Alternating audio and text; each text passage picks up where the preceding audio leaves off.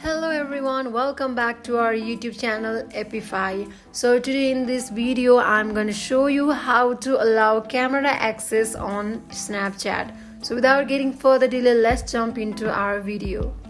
This is all for iPhone users. So go to settings, click on it. Now scroll down until you find Snapchat. So here it is, tap on it, and now you can see that camera is turned off. So what it will affect on your Snapchat is, when you open Snapchat, it will show you this kind of interface. So for that you need to access your camera, and otherwise Snapchat is not working. It is all about camera. So when you turn on it, then your problem will be solved. So that is it for today. If you guys like this video, do not forget to like, comment and subscribe our channel.